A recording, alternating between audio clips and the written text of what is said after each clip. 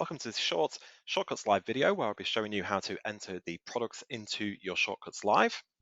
So underneath menu, we come down to item setup. Now we have a few sort of things that we need to just have a little look at first. So in terms of the supplier, you can add a supplier name in there and then link the products to the supplier. Same thing for the categories. The category is not the same as company and line. Category is sort of a group of different products. If you want to group certain products from different lines together, so you still got to sort of access that sort of group of products. Now you don't have to set these up. You can just leave them as unspecified. I'll just quickly show you with supplier. I just popped in there one called supplier. So you can add one in by selecting new at the bottom in the middle there, pop in the supplier name. Any other details that you wish to add in, you can.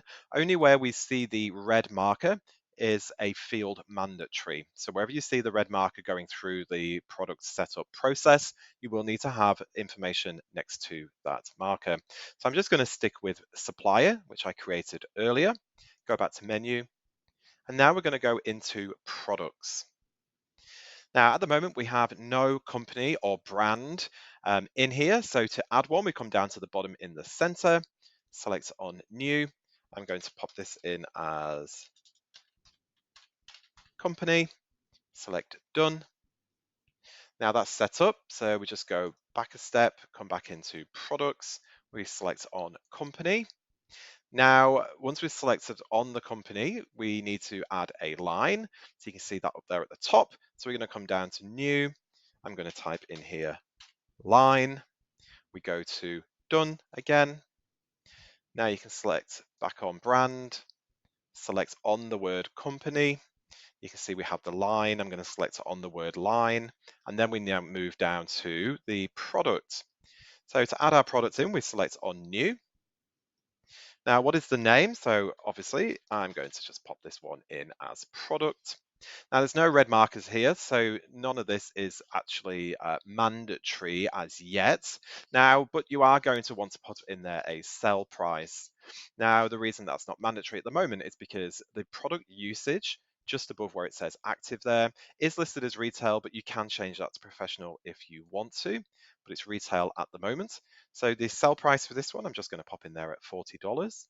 As we move down, we just move through the hierarchy. So there's a category and subcategory that you can label them as if you wish to.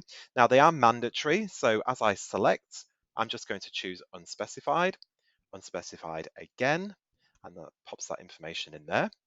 Now under supplier, we come to the little plus button. And on the right-hand side, I'm going to select supplier. Now, as we move down there, we now have buy price. I'm going to pop as $20 and just a little bit more information as well in there, but that's pre-filled for you anyway. Once you've done that, we come to the bottom right corner and select done. We just get a bit of a summary there of what we've added in. The GST is automatically added because we've set that up already in our setup process.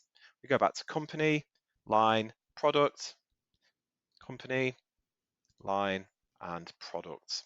And then you just keep adding those for each until you get all your products into your system.